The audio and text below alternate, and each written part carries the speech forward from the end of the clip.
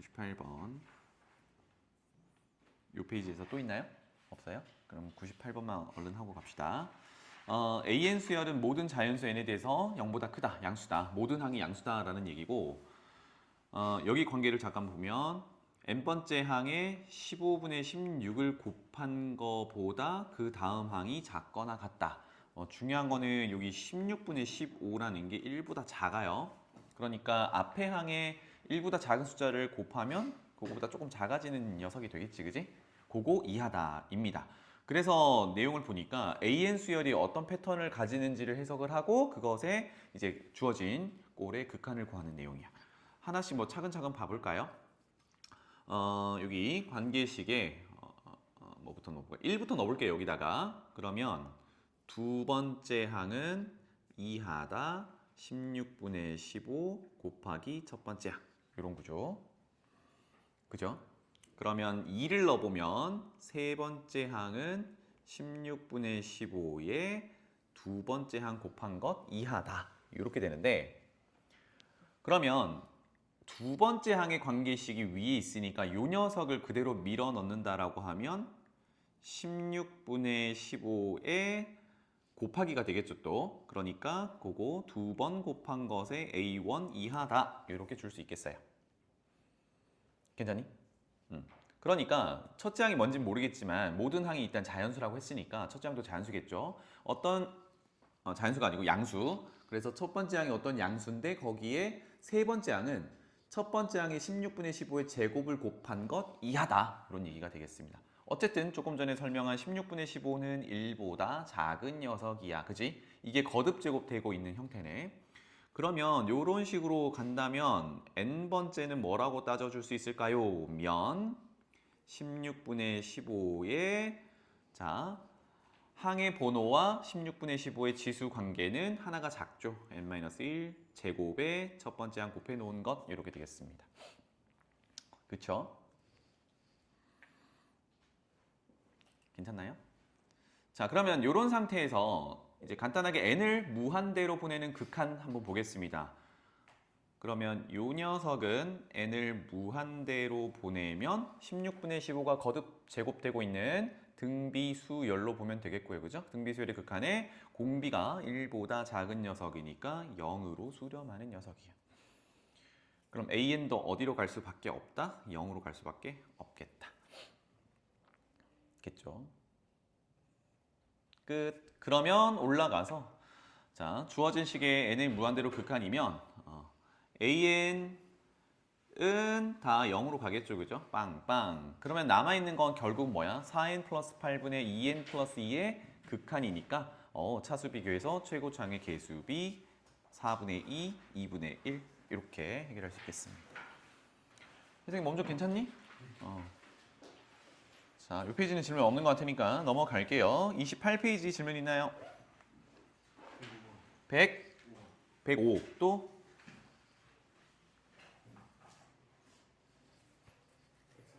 103번, 103, 또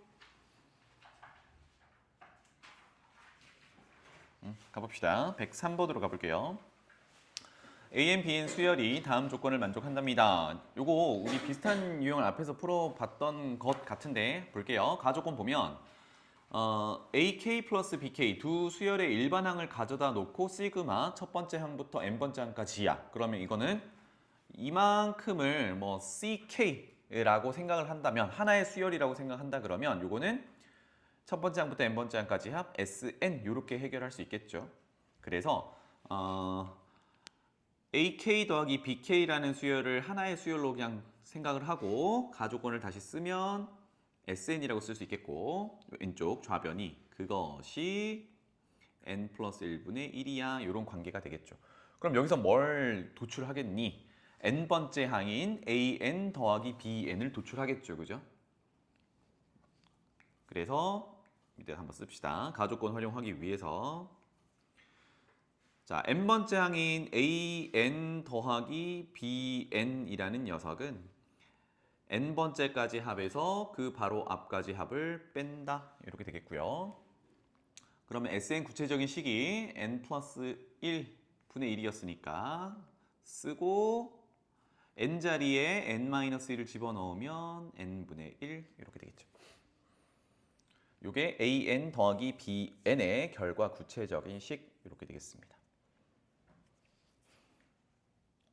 괜찮죠? 그 다음에 나 조건을 보면 n제곱 곱하기 bn.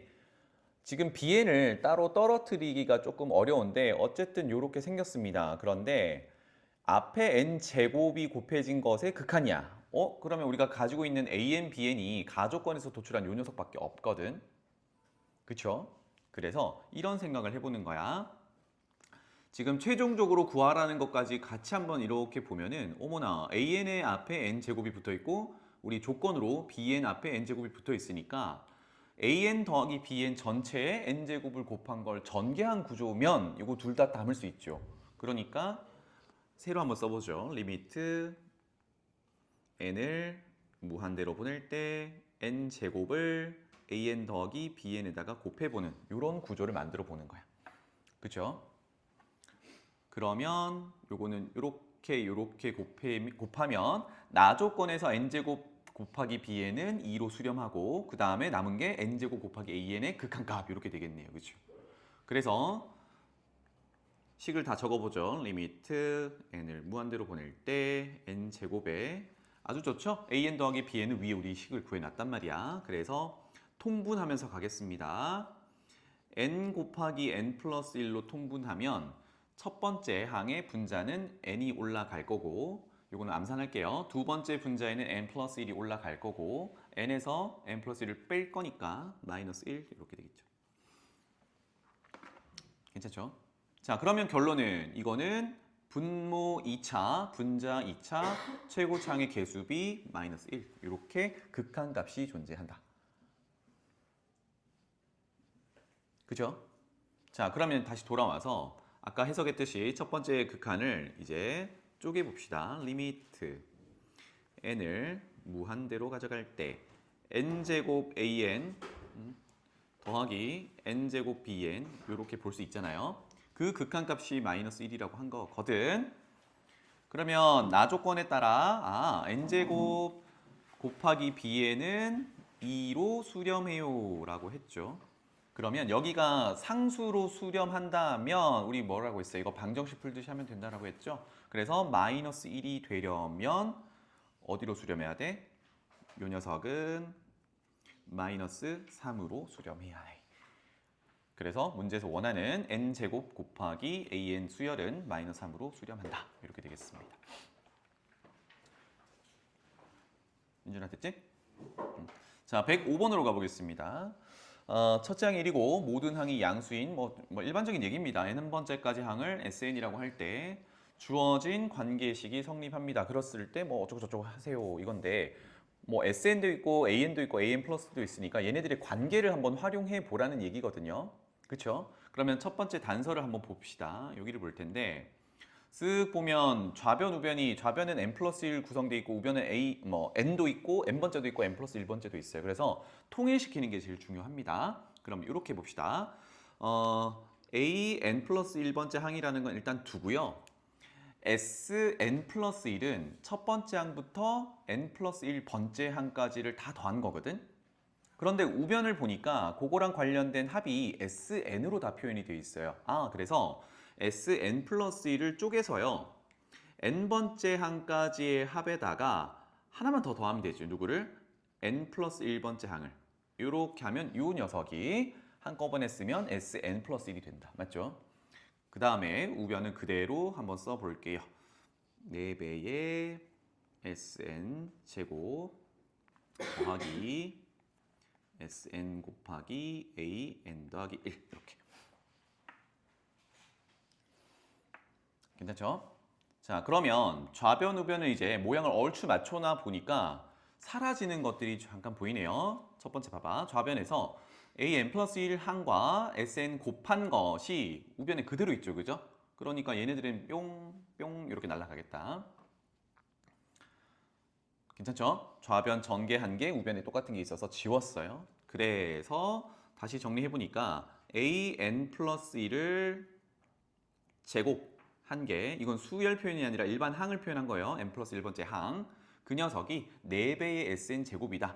제곱 비교한다라고 하면 2배 SN 전체의 제곱 이렇게 표현해도 괜찮겠죠? 따라서 결론은 이건 제곱근을 푸는 건데 문제 시작할 때 뭐라고 했냐면 모든 항이 양수라고 했기 때문에 음수는 나올 수가 없겠지, 그지? 따라서 AN 플러스 1 항은 2배 SN이야. 이렇게 써줄 수 있겠다. 괜찮나요, 여기까지? 자, 그래서 AN 플러스 1이라는 항과 일반 항이죠. 일반 항과 합의 관계가 하나 등장했습니다. 그럼 여기서 뭐 우변에 맞춰도 되고 좌변에 맞춰도 되는데 이 녀석을 SN에다가 한번 맞춰볼게요. 그러면 이거 일반항 할 때 조금 전에 했던 거랑 비슷하죠? n 플러스 1번째까지 합한 것에서 n번째까지 합한 걸 빼면 덩그러니 n 플러스 1번째 항이 남겠다. 그래서 이걸 대신 밀어 넣으면 S, n 플러스 1은 이 항에서 3배의 SN 이렇게 되겠네요. 뭐 SN이라는 녀석을 어떤 뭐 하나의 식이라고 한다 그러면 이거는 무슨 관계야? 앞에 항에 3배를 한 게 바로 다음 항이야. 이게 뭐야? 등비수열이죠. 그쵸? 그래서 여기서 알아낼 수 있는 건 SN이라는 녀석은 등비수열을 이루는구나. 그 일반항이 뭐였죠? 첫 번째 항 곱하기 공비의 n-1 제곱 이렇게 됐었죠. 괜찮지? 그리고 일반항과 합의 관계에 따라 S1이라는 건 누구랑 또 같아요? A1이랑도 같아요. 그쵸? 이렇게 조정해 낼 수 있겠다. 자, 그럼 돌아가죠. 위로 가서 지금 우리가 최종적으로 구해야 되는 극한의 모양에 분모에는 n번째 항이 들어있고 분자에는 Sn, 방금 구한 요 녀석이 들어있으니까 이제 다 갈아 끼울 거거든요. 그러면 위로 다시 돌아가서 SN을 방금 이렇게 구했잖아. 그러면 여기다가 다시 밀어넣으면 되겠죠. 그러면 2배 A1 곱하기 3의 n-1제곱 이렇게 되겠네요. 이게 누구다? AN 플러스 1이다. 괜찮죠? 그럼 이제 식을 가봅시다. 리미트 n을 무한대로 보낼 때 분모는 AN 플러스 1이 아니라 AN이 들어가야 되거든요. 다시 가볼게요. n 플러스 1이 아니라 AN이 들어가야 되니까 여기 n 자리에 n-1을 넣는다. 또는 뭐 하나를 뺀다거든. 그러니까 여기서 하나를 더 빼야겠죠. 그죠? n 자리에 n-1을 넣는다. 보면 되겠네요. 그래서 2배 첫째 항 곱하기 3의 n-2제곱이 되고 분자는요. Sn 더하기 n입니다. Sn 아까 구해놨죠? A1 곱하기 3의 n-1제곱 이게 Sn 더하기 n 이렇게 되겠네요. 거의 다 왔죠, 그죠? 그러면 지난 시간까지 열심히 다뤘던 이제 등비수열의 극한 모양인데 여기서는 체크를 한번 해야 되는 게 이거예요. 일단 공비가 3짜리인 등비수열이 이렇게 보입니다. 얘네들을 비교해야 될 것 같은데 이거 어떻게 하냐라는 거야. 얘는 3의 거듭제곱으로 나타나는 게 아니라 n이 단순하게 1차로 무한대로 발산하는 녀석이잖아요. 그죠?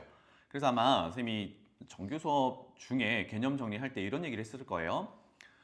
다항식이 증가하는 사이즈와 급이 다르다는 얘기를 했는데 지수가 증가하는 사이즈는 다르다. 그러면 얘는 크게 신경 쓸 필요가 없겠다. 그쵸? 요거였어요. 그래서 다시 정리하기 위해서 한 번만 더 쓸게요. n을 무한대로 보낼 때 차수, 지수를 맞추라고 했으니까 차수가 아니고 지수를 맞추라고 했으니까 뭐 n제곱에 맞춰볼까요? 그러면 하기 전에 어차피 얘는 이제 무시하고 할 거니까 여기 A1은 약분해 줄 수 있겠죠? 어차피 최종적으로 극한값을 구해도 A1은 약분이 될 거예요. 무시하고 그러면 분자는 3의 마이너스 1제곱이 3분의 1에 3의 n제곱 이렇게 맞춰주면 되겠고요. 그 다음에 분모는 2 곱하기 3의 마이너스 2제곱이 9분의 1이죠. 에 3의 n제곱 이렇게 보면 되겠다. 괜찮죠? 그래서 번분수 처리하면 3이랑 9랑 약분하고 분모가 3분의 2니까 역수 취해서 2분의 3 이렇게 마무리할 수 있겠습니다. 자, 다음 장 넘어가 보죠. 29페이지 풀어보신 분들 질문. 할만했나요? 그래. 일단 넘어갈게. 해야 할 것들이 있으니까. 30페이지. 115번. 네, 좋아요. 115번 보고요. 또?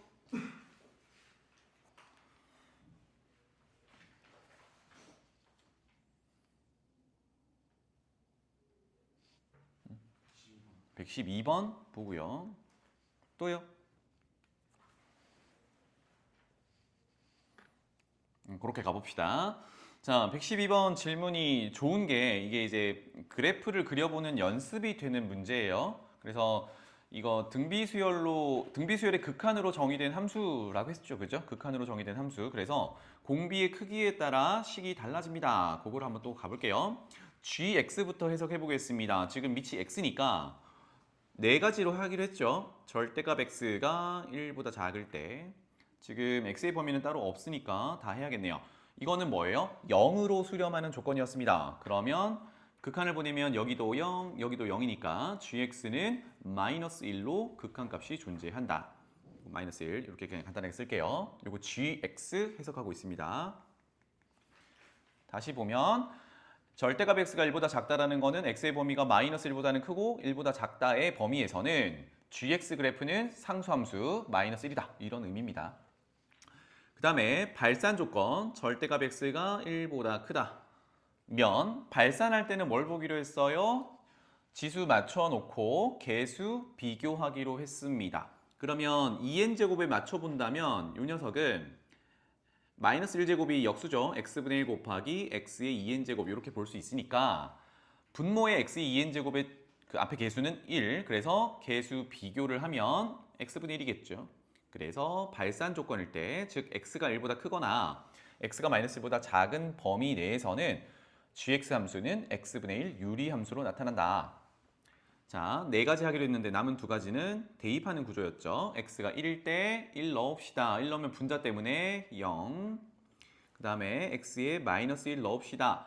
그러면 마이너스 1은 분모에 있는 2n제곱은 짝수제곱이니까 플러스 1. 그 다음에 분자에 있는 2n-1제곱은 홀수니까 마이너스 1. 그러면 분모는 2, 분자는 마이너스 2. 약분하면 마이너스 1. 이렇게 되겠죠. 이게 좀 익숙해지면 좋겠습니다. 나중에 되면 이게 이제 어느 정도는 암산이 되면서 뭐 지금과 같이 연속이냐 불연속이냐 이걸 따지는 것까지 한 번에 갈 수 있어요. 그래프 한번 그려봅시다. 자, 구간은 마이너스 1에서 1 이렇게 끊어놓고 보면 되겠죠. 첫 번째, 마이너스 1에서 1 사이는 상수함수 마이너스 1이니까 이렇게 그어놓으면 되겠죠. 여기가 마이너스 1이야. 그 다음에 절대값 x가 1보다 크다는 1보다 큰 쪽과 또는 마이너스 1보다 작은 쪽에서는 x분의 1이라는 유리함수를 그려요. 그러면 x분의 1 대략 그려보면 이렇게 생겼거든. 이렇게 생겼단 말이에요. 그런데 1보다 큰 쪽, 마이너스 1보다 작은 쪽만 해야겠죠. 그러면 1 집어넣어보면 뭐 물론 등호가 없어서 집어넣지는 않지만 함수값 한번 체크하려고 1 집어넣으면 1이거든.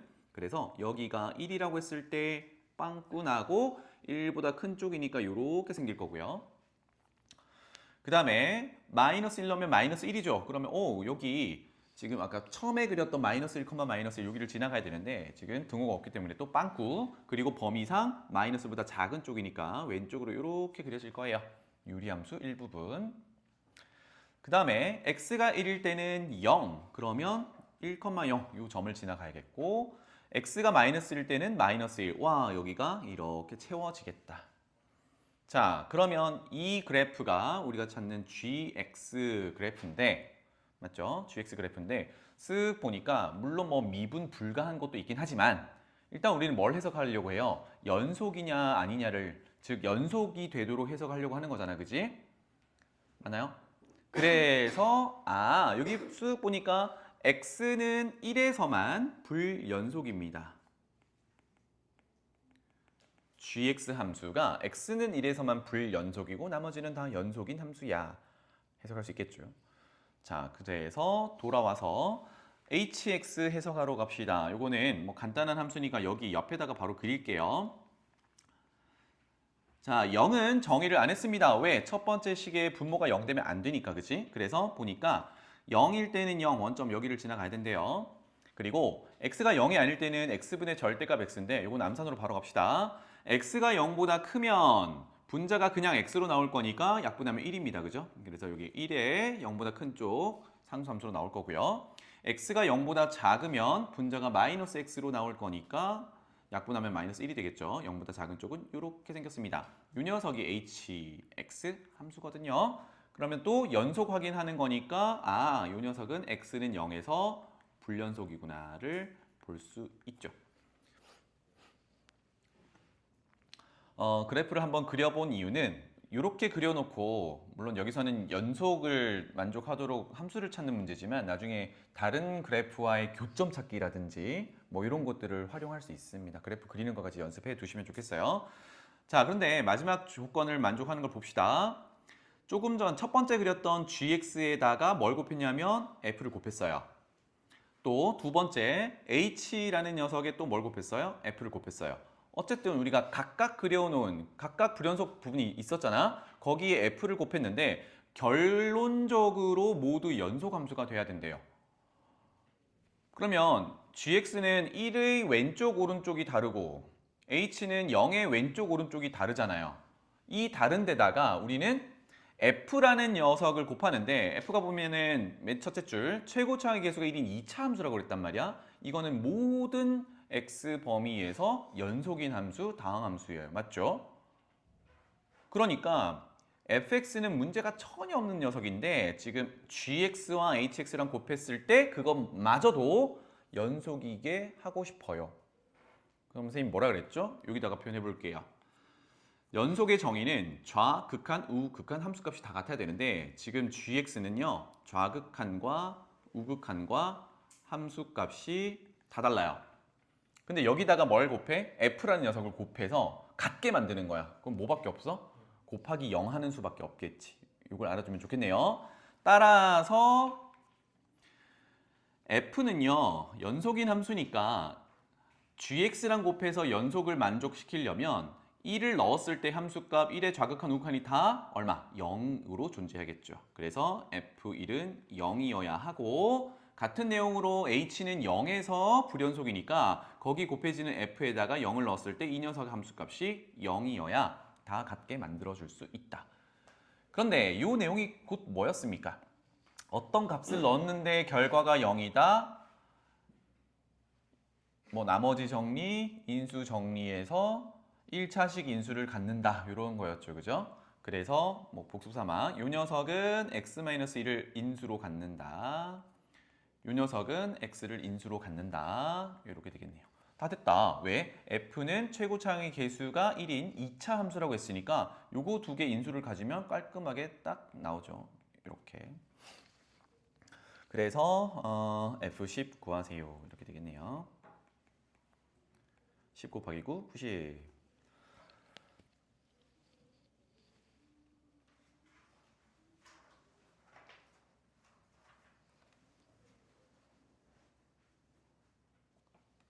괜찮죠? 자, 넘어가 봅시다. 오른쪽에 115번으로 가볼게요. 뭘 구하라고 하는지 먼저 줬습니다. an 수열에 n을 곱한 것의 극한값을 구해보세요인데 뭐 n에 대한 뭐 몇 차식인지 뭐 이런 거 잘 모르겠어요. 가, 나, 다 이런 조건을 볼 텐데 이런 조건이 왜 들어있는지를 좀 체크를 해보는데 이 생각을 잠깐 해볼게. 모양을 선생님이 살짝 바꿔보겠습니다.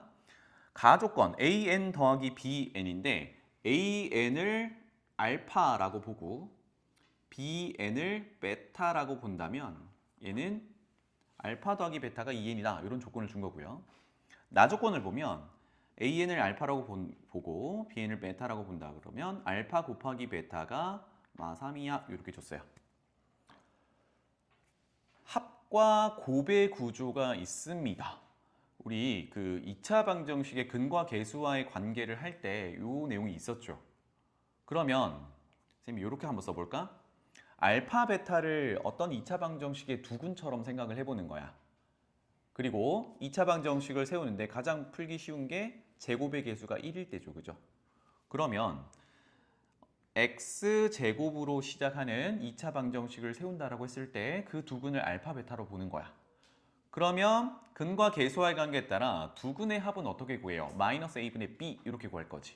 다시 말하면 두 근의 합에다가 마이너스를 처리를 해서 1차 계수로 가지고 있으면 두 근의 합은 마이너스 1분의 마이너스 2, 2n 이렇게 되겠네요. 그리고 상수항은 근과 계수와의 관계에 따라 a분의 c였으니까 두 근의 곱이 a분의 c였으니까 두 근의 곱을 그대로 마이너스 3, 미안하다. 마이너스 3으로 고칠게요. 마 3 이렇게 박아 넣으면 는 0을 만족하는 이 2차 방정식의 두 근이 알파, 베타다. 이렇게 된 거죠. 그럼 원래대로 돌려준다 그러면 이 두 근은 아까 AN, BN이었던 거예요. 그러면 이 상태에서 다조건을 보면 BN이 더 크다라고 했으니까 서로 다른 두 근을 가지게 된 거고 BN 수열을 큰 근 가져다 주면 되겠네요. 이렇게 됐지? 그럼 이제 문제로 다시 돌아가서 최종적으로 구하라는 게 AN 수열의 N을 곱하라고 했으니까 뭘 구하면 돼? 작은 근 요 녀석 구하면 돼. 괜찮죠? 자, 그래서 개수에 n이 섞여 있긴 하지만 생각해보면 어차피 n에 대한 식이 등장해야 극한을 보내는 거잖아, 그지? 그래서 우리가 개수에 n이 섞여 있긴 하지만 뭐 우리가 풀던 대로 2차 방정식 풀어봅니다. 근의 공식 써도 되고요. 뭐 인수분해를 해도 되고 완전 제곱 고쳐보겠습니다. 그러면 x 1차 개수 절반을 쓰면 마이너스 n의 전체 제곱을 쓰면 되겠죠. 그럼 상수항은 전개 보면 n제곱이 튀어나오니까 빼주고 원래 있던 거 처리해주면 이런 구조가 되겠다. 정리, x 빼기 n 전체 제곱은 n제곱 더하기 3이 될 거고요. 제곱 근을 풀면 플러스 마이너스 루트로 씌워지겠죠. 이렇게. 그러면 최종적으로 근은 x는 n 플러스 마이너스 루트 n제곱 더하기 3 이렇게 정리가 되고 이 두 개가 뭐다? an, bn이었다 이렇게 되겠네요. 여기까지 괜찮죠? 자, 그러면 여기서 우리 an은 뭡니까? 작은 근이죠. 작은 근. 그러면 결론을 an은 n에서 빼는 게 더 작겠죠. 빼기 루트 n제곱 더하기 3 이렇게 줄 수 있겠다. 자, 뭐 이왕 극한 적용하는 거 요거 뭡니까? 무한대 빼기 무한대 구조잖아, 그지? 유리화를 해놓고 적용해 봅시다. 자, 그러면 분모 분자에 n 더하기 루트를 곱한다 라고 하면 앞에 거 제곱 n제곱 빼기 뒤에 거 제곱 루트 벗겨서 n제곱 더하기 3 이렇게 나올 거고요. 명훈아 더하기 분모는 이렇게 되겠죠. 그래서 n제곱 사라지고 이렇게 정리가 되겠다. 그래서 an을 이렇게 가지고 와서 최종적으로 극한 구합시다. 다 됐죠? n을 무한대로 보내는데 an에다가 n을 곱할 겁니다. 그러면 한 번 더 쓰죠. 분모는 n 더하기 루트 n제곱 더하기 3이 될 거고 분자는 마이너스 3에다가 n 한 번 곱해야겠죠. 그래서 구조적으로 잘 맞아 떨어지고 있구나. 그래서 무한대분의 무한대꼴이고 차수가 같은 녀석들이니까 최고차항의 개수들만 들고 온다면 분모는 1 더하기 루트 1, 분자는 마이너스 3 이렇게 되겠죠. 그래서 마이너스 2분의 3 되겠네요.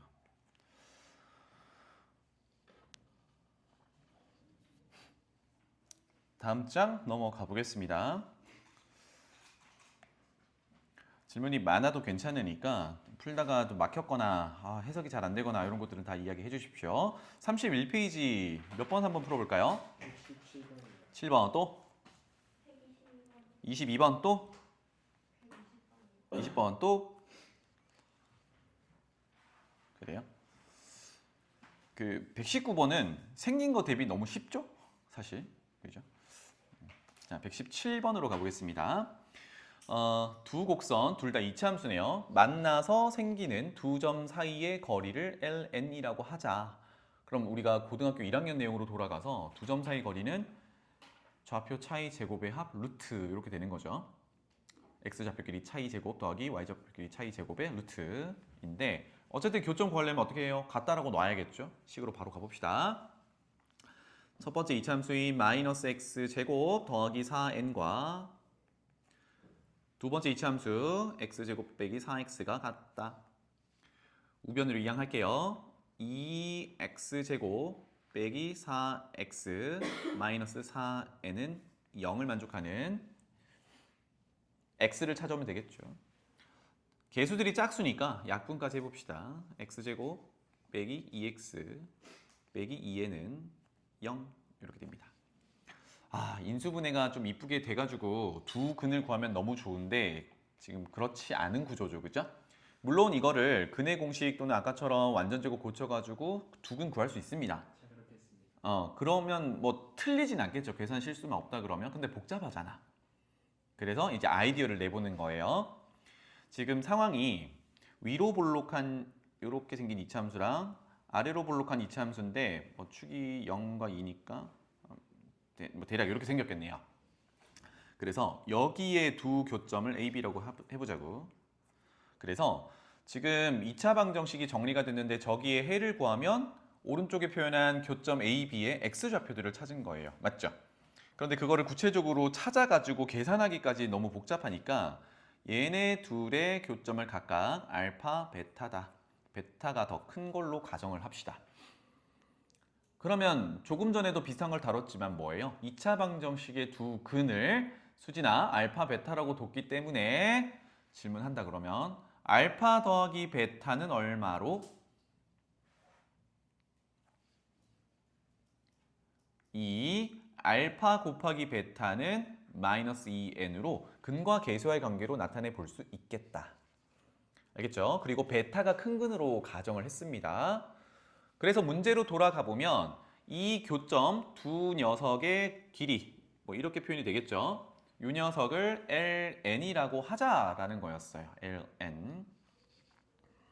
자, 그러면 우리가 x좌표들을 각각 알파, 베타라고 했으니까 y좌표도 찾아야겠죠? 아까 두 점 사이 거리는 차이 제곱의 합으로 갈 거니까 그럼 a좌표는 x좌표는 알파하면 y좌표는 위에 두 함수 중에 아무 데나 넣으면 되죠, 그죠? 그치?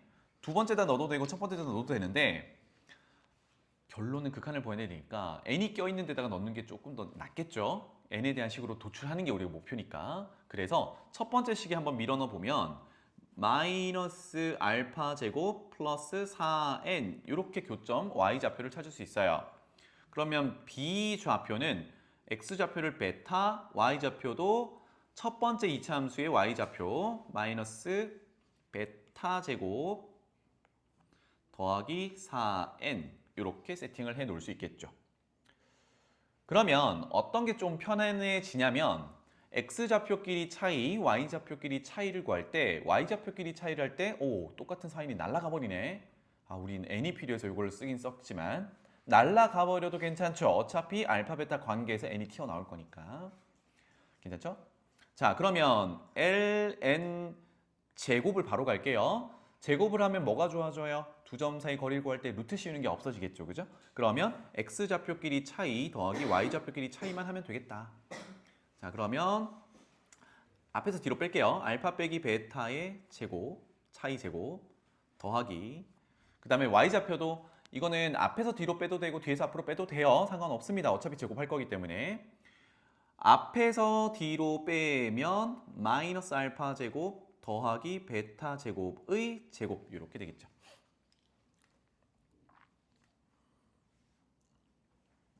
괜찮죠? 그러면 봐봐.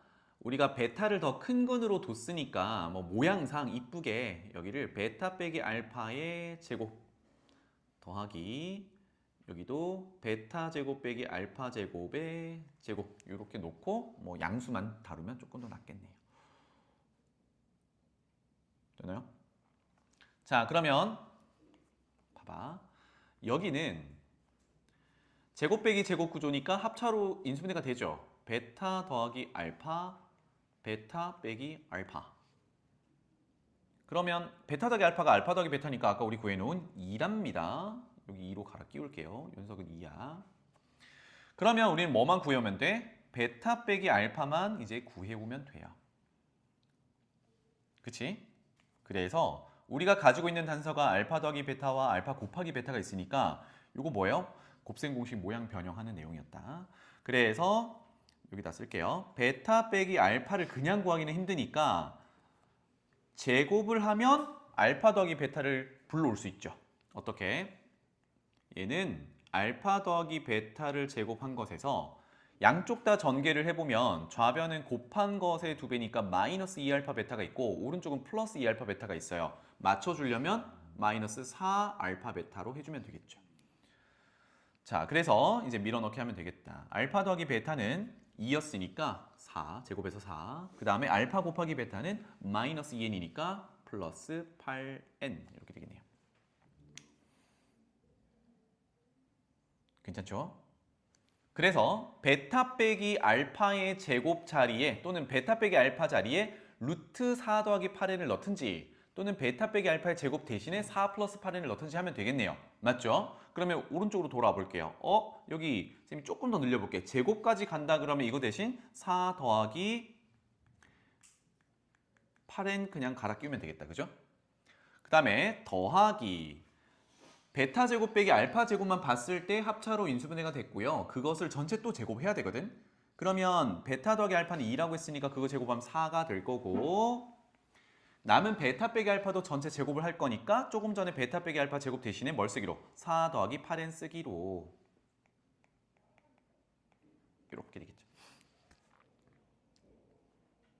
그러면 4 더하기 8n이 앞에 한 덩어리가 더 있으니까 이건 5덩어리야. 그래서 5배에 4 더하기 8n 뭐 이렇게 써도 무방하겠다.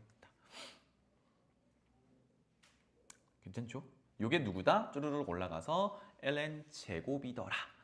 그래서 극한 바로 정리할게요. 이거를 n으로 나눠서 극한 보내세요니까 1차의 개수에 따라 5 곱하기 8, 40으로 수렴한다.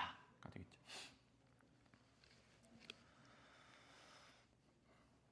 자, 그 다음에 오른쪽으로 넘어가 봅시다. 120번.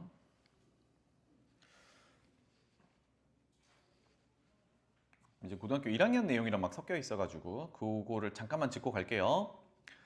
함수 해석부터 볼 건데 첫 번째 최고차의 개수 4, 양수인 아래로 볼록한 2차 함수는 x축과 만나지 않는답니다. 영훈아 나갔다 와. 이렇게 된다는 얘기죠. 그래서 이거 해석을 한 번만 더 해보면 얘는 교점이 없어요. 누구와? x축과 교점이 없어요. 그 말은 는 0을 만족하는 실근이 없어요. 실근이 없다는 건 뭐? 허근이라는 얘기죠.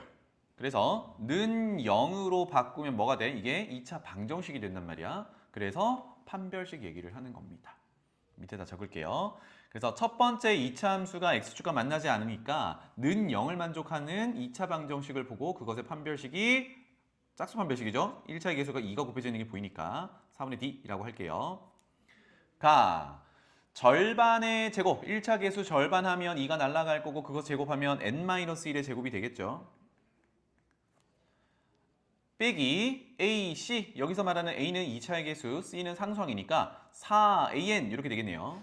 빼기 4an. 요게 x축과 만나지 않는다, 허근을 갖는다, 판별식은 0보다 작다. 이렇게 됩니다. 그래서 이게 다룬 지가 좀 오래된 분들은 선생님 그래프가 x축 위쪽으로 있으니까 0보다 큰 거 아닌가요? 0보다 커야 위 아닌가요? 그 얘기가 아니야 지금. 위치를 따지는 부등호가 아니라 이거는 판별식의 부호에 따라 근의 존재를 판단하는 거였습니다. 그죠? 였고요. 이거 좀 이따 해결하고 그 다음에 두 번째 주어진 또 아래로 볼록한 2차 함수겠네요. 이 녀석은 x축과 만난대요. 그럼 x축과 만나기만 하면 되니까 상황을 잠깐 그려보면 아래로 볼록한 녀석이 서로 두 군데서 이렇게 만나거나 또는 접하거나 해도 다 되는 거죠. 다시 말하면 위의 상황이 아니면 되는 거잖아. 따라서 접하는 경우는 판별식이 0이다. 왜? 충근이니까. 그 다음에 두 군데서 만나는 거는 판별식이 0보다 크다. 서로 다른 두 실근을 가지니까 이렇게 되겠죠. 그래서 두 번째 거도 여기 옆에다 쓸게요. 이거를 엄밀히 이제 표현을 하자면 첫 번째 거랑 두 번째 거의 판별식 구분을 해야 되거든. 그래서 첫 번째 거를 4분의 D1, 두 번째 거를 4분의 D2 이 정도로 구분을 하는데 뭐 그렇게까지 할 필요는 없죠. 그냥 두 번째 판별식이다 이렇게 보면 되겠네요. 그래서 는 0의 판별식은 절반의 제곱 n제곱 빼기 ac니까 마이너스 4an 이렇게 되겠다. 이 녀석은 어때야 돼요? 0 이상이어야 해요. 자, 그러면 최종적으로 구할 극한에다가 an을 밀어 넣긴 해야 되거든요. 근데 문제는 뭐냐면 an이 뭐다라고 딱 등호로 떨어지는 게 아니라 부등호로 표현이 되어 있습니다. 뭔가 범위로 나올 것 같잖아요. 그죠? 그거 한번 따져보자고. 자, 그러면 첫 번째 마이너스 4an을 우변으로 넘겨서 4로 나누면 그대로 적어볼게요. 4분의 n-1의 제곱보다 an이 크다. 이런 결론이 나올 거고. 두 번째는요. 마이너스 4n을 우변으로 넘기고 4로 나누면 4분의 n제곱보다는 작거나 같다. 이렇게 되겠네요. 그죠? 옆에다 바로 붙일게요. 4분의 n제곱보다는 작거나 같다. 까지 괜찮지? 그래서 an이 특정되진 못합니다. 이런 범위를 가지는데 어머 우리는 저거를 극한을 구해야 되거든. 그러면 이제 어떻게 할 거냐? an을 특정할 수는 없으니까 여기 분수에 분자에 an 들어가 있고 거기에 n 제곱이 더해져 있죠. 요 모양을 부등호 형태로 다 맞춰보는 겁니다. 자, 그러면 첫 번째 뭘 해요? 이거를 n 제곱을 다 더해요. 그 밑에다 써볼게. 4분의 n-1의 제곱에 n제곱을 더하면 역시 양수를 더하는 거니까 부등호 방향 그대로겠죠.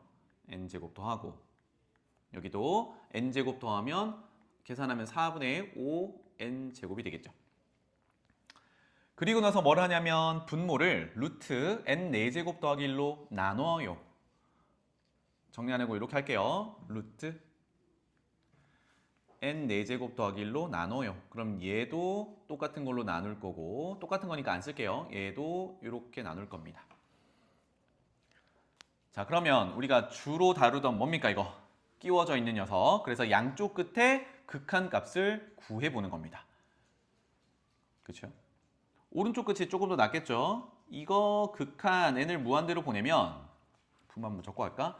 여기가 루트 n 4제곱 더하기 1이니까 루트 n 4제곱은 사실 n에 대한 2차죠. 그러면 분자도 2차네요. n을 무한대로 보내면 요거는 루트 1분의 4분의 5니까 4분의 5로 극한값이 존재합니다. 그럼 사실 왼쪽 거는 해석하지 않아도 어차피 답을 찾으면 이거거든. 감이 잡히죠? 요거도 해석해 봅시다. 요쪽 부분도 분모가 2차, 분자도 2차니까 2차의 개수들만 들고 오면 그 극한값이 되는 거거든. 그럼 앞부분 분자만 보면 되겠네요. 앞부분은 4분의 1이고 뒤는 1이니까 4분의 1 더하기 1은 4분의 5겠죠. 짠, 이렇게. 그러니까 부등식으로 끼워져 있는 중간에 있는 애들은 어디로 갈 수밖에 없어요. 4분의 5로 갈 수밖에 없다. 그래서 1번이 정답이 되겠습니다. 이렇게. 자, 그 다음에 122번으로 가볼 텐데요. 121번이랑 122번이 거의 똑같습니다. 풀이 과정이. 그래서 혹시 121번도 질문이었던 분은 이 패턴을 잘 따라서 해보세요. 자, 루트 안에 좀 복잡한 식이 이렇게 끼워져 있는데 그것의 정수 부분과 소수 부분이래요. 이게 무슨 얘기냐면 뭐 예를 들어서 루트 2라 하면 얘가 뭐 1. 얼마 얼마 되는 녀석이잖아요. 1.4 정도 되는 녀석이라고 하는데 이랬을 때 정수 부분은 1이라고 표현하면 되거든요. 그러면 소수 부분은 0.xxx 이렇게 표현하기는 좀 애매하잖아. 명확하게 표현하는 방법은 1.xx를 다시 표현해보면 얘는 1 더하기 0. 얼마 얼마 이 부분이니까 어떻게 하면 돼? 소수 부분은 원본, 원래 것에서 정수 부분을 제외해주면 되겠죠. 맞지? 사실 숫자 자체가 정수 부분, 소수 부분 더해져 있는 꼴이기 때문에 소수 부분만 구하려면 원래 숫자에서 정수 부분 뺀다. 이런 구조입니다. 그럼 돌아오면 정수 부분을 일단 알아내야 조금 전처럼 정수 부분을 알아내야 원래 거에서 빼겠죠. 여기까지 괜찮지? 그런데 121번도 마찬가지지만 요 녀석이 정수 부분이 어떤 모양인지 나는 알 턱이 없어. 정수 부분은 일단 루트가 보이면 안 되잖아.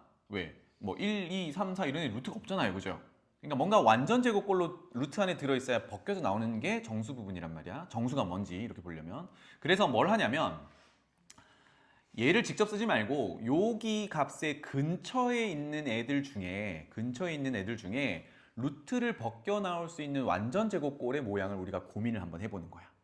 그러면 지금 이런 애들을 무시할 수는 없잖아요. 그죠? 그래서 여기서 힌트를 얻는데 뒤에 거 다 빼버리고 4n 제곱의 루트를 씌우면 2n으로 나올 수 있죠. 그쵸? 그래서 일단 4n 제곱을 생각을 해보는 거야. 그래서 얘랑 비교를 해보는 거죠. 하면 4n 제곱이 큰가요? 4n 제곱에 마이너스 4n 플러스 3n 한 게 큰가요? 지금 n은 자연수를 밀어 넣을 거거든. 그러면 4n 제곱만 있는 거랑 이만큼 다 가진 거랑을 비교하라는 얘긴데 n에다가 넣어보면 되죠. 어차피 4n 제곱은 똑같은 모양이니까 n에다가 1 넣으면 여기가 마이너스 1, n에다가 2 넣으면 마이너스 5. 어때요? 여기가 음수가 나오지. 그럼 누가 큰 거야? 4n 제곱이 큰 거야. n이 1, 2, 3, 4 들어갈수록 여기 적혀있는 알맹이가 자꾸 작아져요. 누구보다? 4n 제곱보다. 그러니까 4n 제곱보다는 4n 제곱 빼기 4n 플러스 3이 더 작아. 그럼 무슨 고민을 하냐면 봐봐. 아까 루트 2로 돌아보면 얘가 1. 얼마 된다고 했는데 요거를 부등호 관계로 풀어본다 그러면 1보다는 크고 2보다는 작아요 로 표시할 수도 있죠. 그러면 1보다는 크고 2보다 작으면 얘는 어떤 식으로 표현이 돼? 1. 얼마로 표현이 돼. 이렇게 해석할 수 있단 말이야. 그래서 뭘 찾냐면 얘네들 관계처럼 어떤 무리수를 끼우는 연속하는 정수 또는 연속하는 자연수로 찾아보는 겁니다. 알겠죠? 자, 그러면 돌아와서 우리는 4n 제곱의 루트를 씌우면 뭘로 나오죠? 2n이라는 정수로 딱 튀어나오지. 그러면 얘를 끼워 넣을 수 있으면 좋겠네. 그래서 이제 표현할게요. 우리는 원래 루트가 씌워져 있는 걸 찾고 싶었어. 그럼 여기도 루트를 씌워요. 그래서 완전 제곱인 걸 찾은 이유가 정수로 나오게끔 만들어주기 위해서 4n 제곱을 봤던 거고, 그러면 왠지 요거를 끼우고 있는 녀석이 누가 있어야 할 것 같아요? 예측을 해보는 거야. 하면 요게 얼마죠? 2n이죠. 그러면 2n보다 작은 쪽에서 연속하는 정수 또는 자연수를 찾으면 뭐라고 표시하면 돼? 여기는 2n 빼기 1이라고 표현하면 되죠. 뭐 예를 들어 여기가 4야. 그럼 여기는 3이고 싶은 거잖아. 그러면 여기 껴져 있는 애는 뭐라고 하면 돼? 3. 얼마 되는 녀석이구나. 이렇게 해석할 수 있겠죠. 그래서 연속하는 자연수의 구간으로 이렇게 잡아보려고 했던 겁니다. 그래서 2n이 보였으니까 2n 빼기 1을 나는 예상을 해볼 수 있어. 근데 문제는 뭐야? 감싸고 있어야 되잖아. 그래서 여기 안이 만약에 2n-1이 들어가서 제곱이 되어 있다 그러면 루트 벗겨서 2n-1이 될 거거든. 요 녀석이 우리가 원래 보고자 했던 4n 제곱 빼기 4n 플러스 3과 크기 관계가 이게 맞냐고 맞기만 하면 되거든. 그래서 이거 전개 한번 해볼게요. 얘는 4n 제곱 빼기 4n 더하기 1입니다. 어때요? 1차까지는 동일하니까 상수항만 비교하면 되는데 항상 3이 1보다 크잖아. 부등호가 성립하죠. 이해되니? 따라서 와 우리가 구하려는 루트 4n 제곱 빼기 4n 플러스 3이라는 녀석은 2n-1 정수보다는 크고 2n 정수보다는 작아. 이렇게 됩니다. 그래서 한 번만 더 쓸게요. 그래서 결론은 2n-1보다는 큰 녀석이고 a, b는 쓰고 있네. 그냥 쓸게요. 이렇게 루트 4n 제곱 빼기 4n 플러스 3 그리고 2n보다는 작아. 이렇게 됩니다. 자, 그러면 아까 해석했듯이 요 녀석은 대략 표현하면 정수 부분은 2n-1이 될 거고요. 그리고 소수 부분이 뭔가 .xx로 이렇게 더해져 있겠지. 괜찮아요? 그래서 문제로 돌아가 보면 정수 부분을 an이라고 했으니까 요 녀석을 an으로 보고요. 소수 부분을 bn이라고 볼 건데 아까 소수 부분 bn은 어떻게 표현하기로 했죠? 원본에서 정수 부분을 빼서 표현하기로 했어요. 그래서 원본 루트 4n제곱 빼기 4n 더하기 3에서 정수 부분을 빼서 표현한다. 이렇게 되겠네요. 그럼 왠지 이거 무한대 빼기 무한대 구조니까 또 유려를 해야 될 것 같잖아, 그지? 그래서 고한대로 가보면 an 곱하기 bn, an은 1차고 bn 곱하면 무한대 빼기 무한대 구조니까 이거 유리화 해놓는 게 낫겠구나. 가죠. 부호를 반대로 바꾼 걸 곱한다. 그러면 여기가 더하기 2n 빼기 1 이렇게 될 거고요. 분자 다 써볼게요. 제곱 빼기 제곱 할 거니까 앞에 거 제곱 알맹이 그대로 나오고 빼기 뒤에 거 제곱 전개하겠습니다. 4n 제곱 빼기 4n 플러스 1 이렇게 되겠네요. 이게 bn이더라. 자, 그러면 같은 거 제외하고 4n 플러스 4n 제외하고 그럼 301, 2 이렇게 되겠다. 그죠? 그래서 분자는 2. 자, 그러면 이 구조가 잘 맞아 떨어지는지를 보면 우리가 극한을 구할 때 보통 차수가 같은 걸 주잖아요. 근데 가만히 보니까 지금 bn 수열만 보면 분자가 상수항이거든. 분모는 루트의 제곱이니까 1차, 뒤에도 2n 있으니까 1차인데 그럼 뭐가 와야 될 것 같아? 1차가 와야 될 것 같단 말이야. 그러니까 뭘 하고 있니? an을 곱하고 있죠. 그래서 마무리합시다. 리미트 n을 무한대로 보낼 때, 자, an은 2n-1이었어요. 따라서 2n-1 an에다가 아까 분자가 2가 있었죠, 그죠? 이렇게랑 분모는 bn의 거 그대로 들고 오면 되겠네요. 4n 제곱 빼기 4n 더하기 3에서 더하기 2n-1 이렇게. 그러면 분모 분자 전부 1차니까 개수 b, 최고차의 개수 b로 루트 4 더하기 2분의 4 이렇게 되겠네요.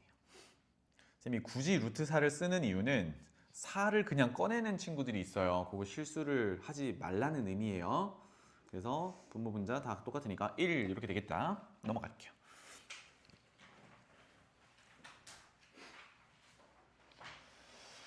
자, 다음 페이지 질문 있나요?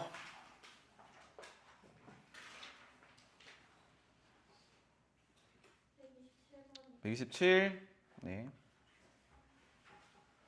또요. 풀어봤어? 오케이. 127 보겠습니다. 빵집 두 군데가 있는데 빵을 두 개를 판대요. 근데 여기 공통 부분이 있어요. 그거 체크할게.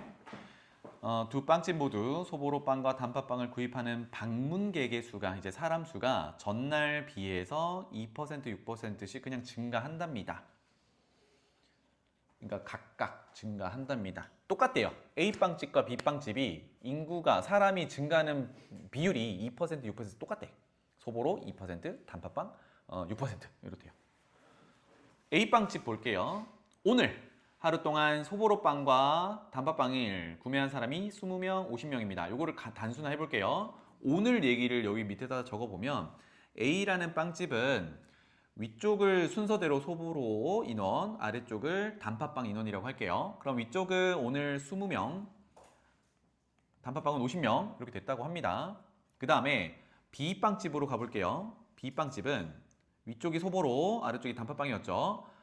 B빵집은 소보로 30명, 단팥빵 40명. 요게 지금 현황이야. 오늘 상황입니다. 자, 이제 스타트를 할 건데 아까 뭐라고 했냐면 하루 다음날은 전날에 비해서 소보로 2%, 단팥빵 6% 인원이 증가한대요. 그럼 여기다가 표현해 볼게. 위에 게 소보로거든.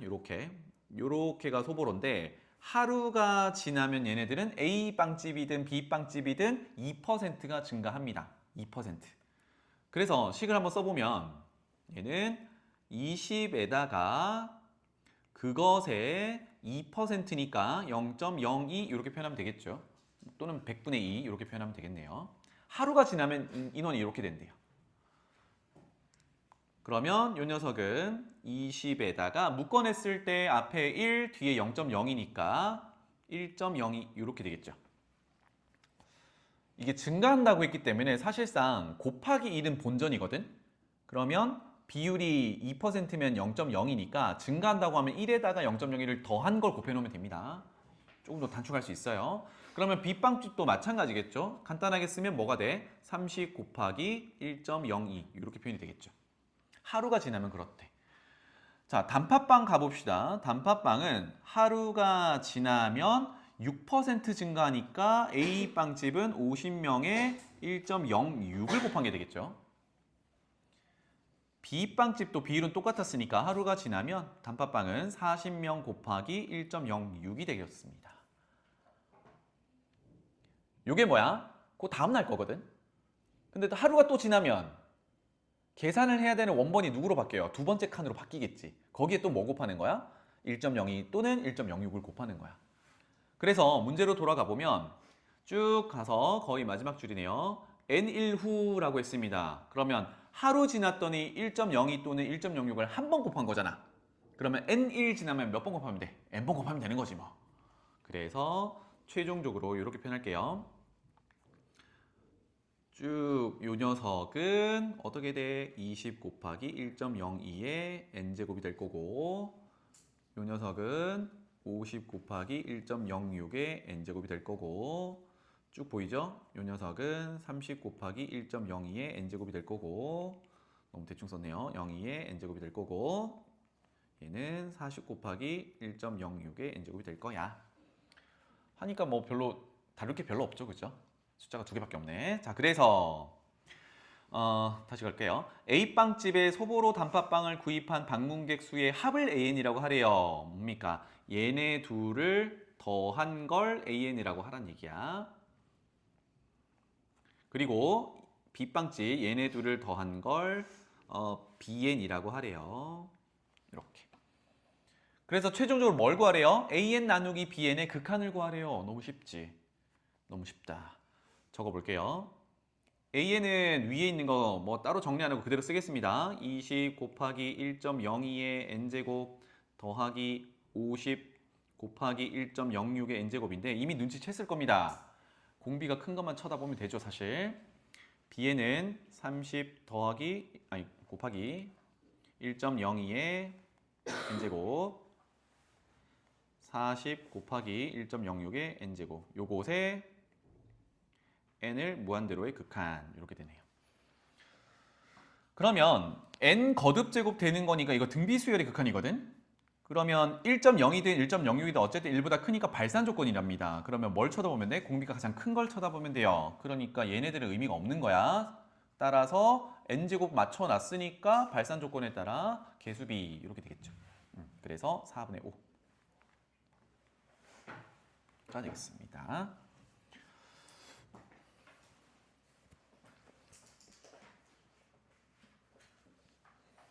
괜찮죠? 자, 다음 장 넘어가 보겠습니다. 여기가 마지막 장이었던 것 같은데. 네 문제 있는데요. 여기 질문 있나요? 129. 네. 풀어 보신 분들은 128, 129가 똑같아요. 풀이 방식이 패턴이 똑같고 또 질문 있나요? 130번은 다 해볼게요. 어차피 디귿 풀려면 위에 두 개의 개념이 있어야 되니까 이렇게 두 개 한번 해보겠습니다. 129번 풀이를 보고 128번에 한번 적용해보면 더 좋겠어요. 봐봐. 전체 수확한 쌀의 양이 2,900kg 단위는 떼버리겠습니다. 2,900이 있는데 이 쌀을 두 창고에 나눠서 보관했대요. 얼마씩 나눈지 몰라 지금. 어쨌든 나눠졌어. 중요한 건 뭐야?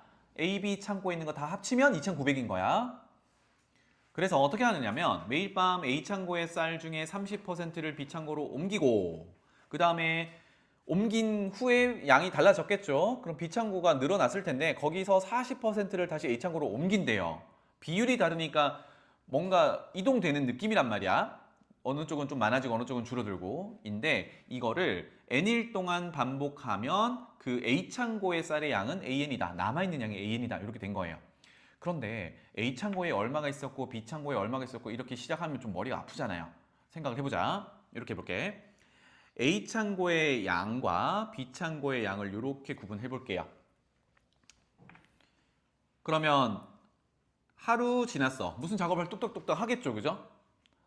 무슨 작업을 뚝딱뚝딱 할 거고 이틀째도 그 작업을 뚝딱뚝딱 하겠지. A에서 30% 떼내고 그것의 40%를 다시 A로 넣고 이런 작업이 하루 이틀 이렇게 흘러가는 겁니다. 그러면 문제에 따라 이거를 N일째 했어요. N일째 한 거에 A 창고에 남아있는 게 AN이라고 했잖아. 이렇게 세팅하면 되겠죠? 괜찮나요? 자, 그러면 B 창고에는 얼마가 들어있어야 돼? 민준아? A 창고에는 AN만큼 들어있거든? B 창고는? 응? BN 플러스 2분의 1이요? B는 뭔데? B니까 선생님이 처음에 얘기했듯이 쌀이 왔다 갔다 하지만 전체량은 변하지 않는다고. 얼마로? 2,900으로. 그치. 그러니까 굳이 표현하자면 B 창고에는 뭐 얼마가 들어있어야 되냐면 2,900 빼기 AN이 들어있어야 돼요. 근데 그 계산 과정이 조금 복잡해질 수 있기 때문에 여기를 우리가 BN이라고 두고 나중에 관계식으로 해결을 해봅시다. 알겠죠? 자, 이게 하루 이틀 해가지고 n번째 일까지 위와 같은 작업을 하고 딱 지금 A창고, B창고에 이렇게 들어있는 거야. 그럼 여기서 얻어낼 수 있는 건 뭐다? A창고에 들어있는 것과 B창고에 들어있는 걸 합치면 전체 수량 변하지 않는다. 왔다 갔다만 하니까. 여기까지 되겠죠? 자, 그러면 우리 하루만 더 해봅시다. N 플러스 1일. N 플러스 1일째를 구해볼게요. 그러면 우리가 A창고에 남아있는 양을 AN이라고 했었으니까 하루 더 가면 여기는 뭐라고 표현돼요? AN 플러스 1이라고 표현이 되겠죠. 요거 한번 구해보려고 하거든. 그래서 됐니? 이제 구체적인 식을 한번 밀어 넣어보죠. 첫 번째 뭘 해요? 요것에 n번째 이제 남은 상황에서 요것에 아까 30%를 옮긴다 그랬거든. 이렇게. 맞죠? 30%를 옮기면 A창고에는 지금 얼마 남아있는 거예요? 70%가 남아있는 거지. 그럼 간단하게 표현하면 여기는 0.7AN이 남아있는 거고 오른쪽 B창고는요. BN이 원래 있었는데 0.3AN만큼이 건너왔죠. 까지 괜찮니? 아직 안 끝났어. 뭘 해야 돼 이제? B창고에서 다시 이렇게 몇 퍼센트? 40%를 옮겨와야 돼요. 괜찮지? 그럼 B창고는 남은 게 60%인 거야. 그런데 우리는 궁금한 게 뭐죠? A창고 남은 양이니까 A창고만 계산하겠습니다. 알겠죠? 그럼 A창고 남은 거는 원래 퍼주고 남은 0.7AN이 있었을 거고요. 더해지겠죠. 얼마만큼? B창고에 있었던 BN 더하기 0.3AN의 몇 퍼센트? 40%, 0.4 곱한 거. 요렇게가 뭐다? 하루 더 해가지고 A창고에 남은 양이다. 그게 뭐다? AN 플러스 1이다. 이렇게 식을 세워줄 수 있겠죠. 괜찮아요? 그래서 요거 정리를 잠깐 합시다. 먼저 요거 전개해가지고요. 0.7AN이랑 정리를 합시다. 요거 전개하면 0.12AN 이렇게 되겠네요. 따라서 는 앞에 0.7이랑 더하면 0.82AN이 될 거고 더하기 0.4BN 이렇게 줄 수 있겠네요. 자, 우리 어디를 목표로 가고 있냐면 AN 수열의 극한값의 목표를 가지고 가고 있어요. 그럼 우리 앞서 식으로 다뤘던 것들 봤었죠? AN이 수렴하면 AN 플러스 1도 같은 대로 수렴한다. 그거 적용해 보려고 하는 거거든. 근데 여기서 누가 걸리적거려요? BN이 걸리적거리죠. 그래서 BN을 들고 옵시다. 아까 관계식이 있었으니까 BN 대신에 2900 빼기 AN 밀어 넣을 수 있겠죠. 그래서 이거 다시 쓰면 0.82AN 더하기 0.4 곱하기 괄호 열고 2900 빼기 AN 이렇게 줄 수 있겠다.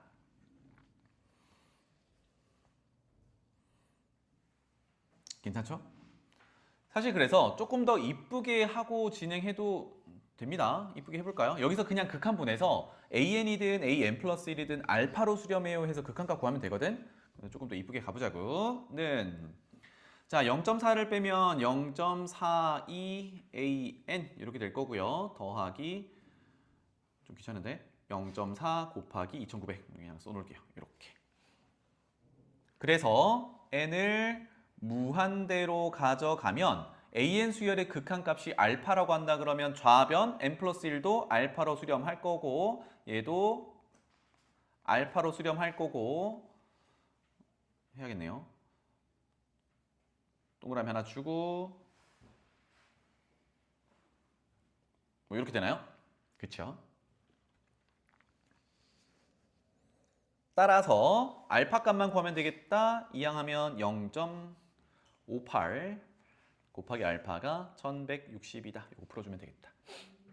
괜찮죠? 그래서 58과 116의 관계는 딱 2배 관계거든. 그러면 지우면 여기가 0.01 지우면 지금 58로 나눈 거예요. 20 이렇게 되겠네요. 따라서 알파는 양변에 100을 곱하면 되니까 2000. 2000으로 수렴한다가 되겠습니다. 오케이. 자, 그 다음에 오른쪽 이게 확률 통계랑 섞여 있는 문제라 이런 유형의 확률 통계 문제는 본 적이 있죠? 차근차근 한번 해봅시다. 어느 지역에서 비가 온 날에 다음 날에 비가 올 확률은 이라고 했어요. 이거를 기호로 한번 표현해 볼게요. 비가 왔다를 동그라미라고 표현해 보겠습니다.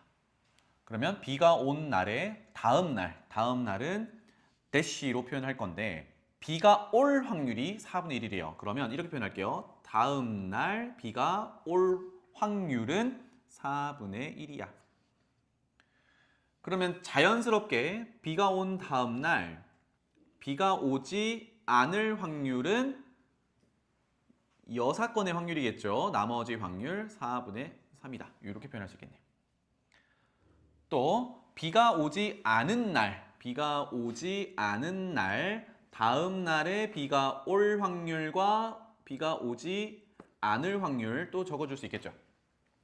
읽어보면 비가 오지 않은 날에 다음 날에 비가 오지 않을 확률 밑에 거네요. 그죠? 5분의 2의 확률로 비가 안 온대요. 그러면 여사건의 확률에 따라 비가 오지 않은 날 다음 날에 비가 올 확률은 5분의 3의 확률이야. 이렇게 세팅해 놓고 진행하면 되겠습니다. 괜찮죠? 그래서 지금 두 줄을 이렇게 기호로 표현한 겁니다. 문제로 가볼게요. 기억부터 해석해보자.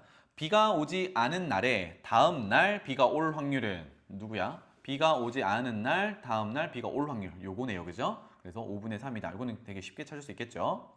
기억은 맞다. 그 다음에 니은 볼게요. P2가 뭔데 위에 거 이제 해석하러 다시 갈게요.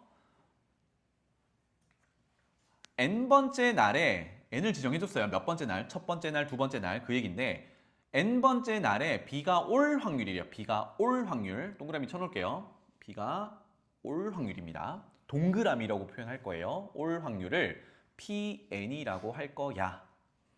자, 그러면 니은을 밑에다가 풀어볼게요.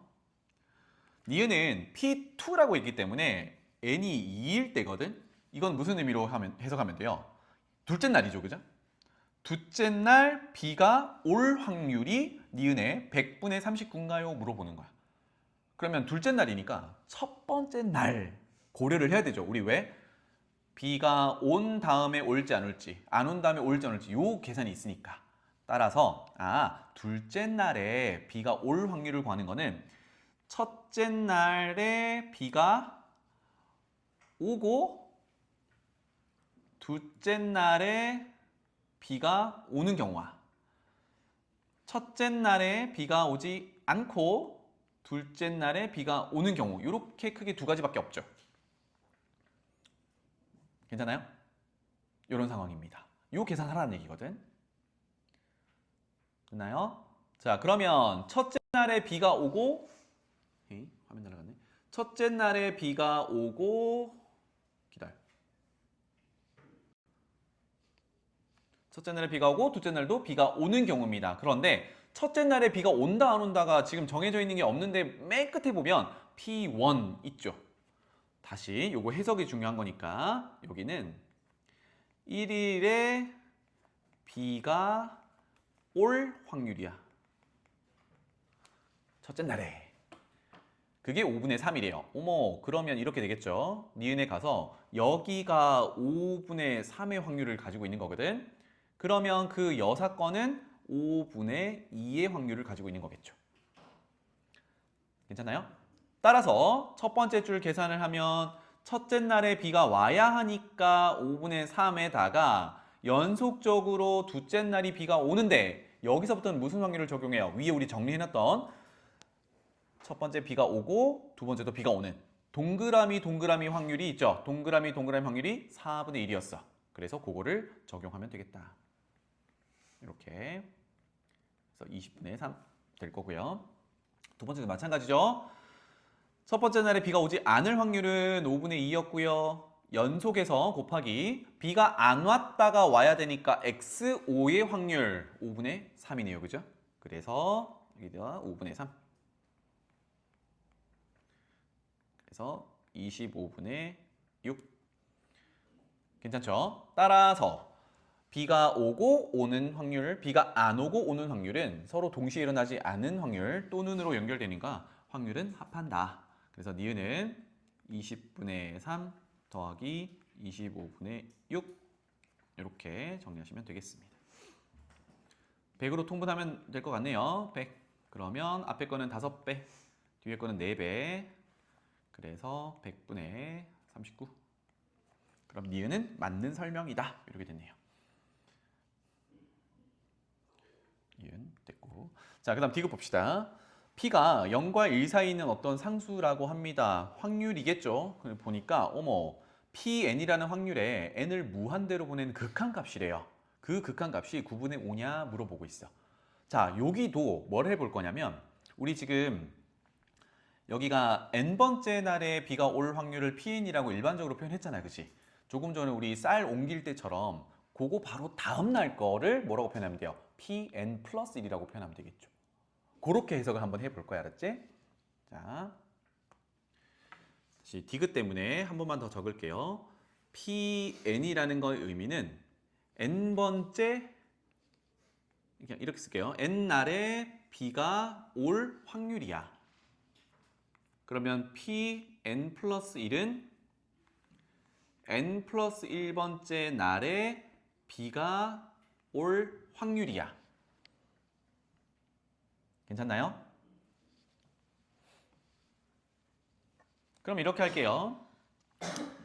n번째 날, 그 다음에 n 플러스 1번째 날, th 붙일게요. 그냥 이렇게.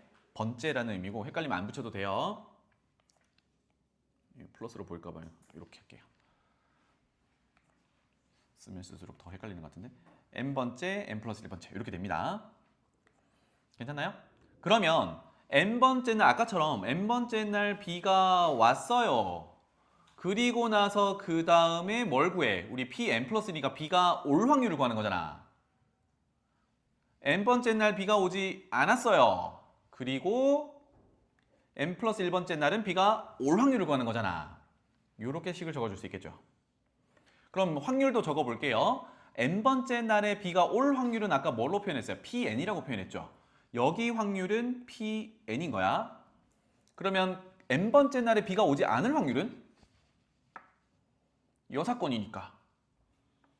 우리 좀 전에 했는데 합해서 1이 되는 거 맞지? 그래서 1 빼기 Pn 이렇게 쓰면 되죠. Pn이 비가 올 확률이니까 비가 오지 않을 확률은 반대부분 되겠죠. 그리고 뭘 적용하면 돼? 우리 아까 했던 거. 전날 비가 왔어요. 그 다음 비가 올 확률. 동그라미 확률이 4분의 1이었죠. 어머, 그러니까 여기서는 Pn에다가 연속적으로 다음날 동그라미 비가 또 와야 되니까 이렇게 되겠고, 그다음에 두 번째는 n번째 날에 비가 오지 않아야 되니까 1 빼기 Pn이라는 확률에다가 연속적으로 비가 안 오고 오는 XO 확률이 5분의 3이었죠. 이렇게 되겠네요. 괜찮니? 그러면 우리가 구하려는 n 플러스 1번째 날에 비가 올 확률은 얘네 둘을 더해놔야겠죠. 따라서 밑에다 쓸게요. Pn 플러스 1이라는 n 플러스 1번째 날에 비가 올 확률은 위에 거 4분의 1 pn 더하기 아래 거 5분의 3 1 빼기 pn 이렇게 표현이 가능하다. 됐죠? 그럼 아까랑 마찬가지로 우리 n으로 무한대로의 극한을 보낼 거니까 결국은 p로 수렴한다고 했거든요. 그대로 표현해 볼게요. 요거 p로 수렴, 요거도 p로 수렴, 요거도 p로 수렴하겠죠. 그럼 이거는 그냥 방정식 푸는 게 되겠죠. p는 4분의 1 p 더하기 5분의 3 1 빼기 p 이렇게. 그럼 p에 대한 1차 방정식 풀이를 하면 그게 곧 우리가 찾는 극한값이다. 이렇게 할 수 있겠네요. 그래서 뭐 양변에 20 곱하고 p 정리하면 되겠죠. 이게 결론만 적자면 p 구해 보면요. 얘가 9분의 4가 나옵니다. 이렇게. 그래서 9분의 5라고 했으니까 이건 틀렸어요가 됩니다. 괜찮죠? 네. 자, 오늘은 여기까지 하고요.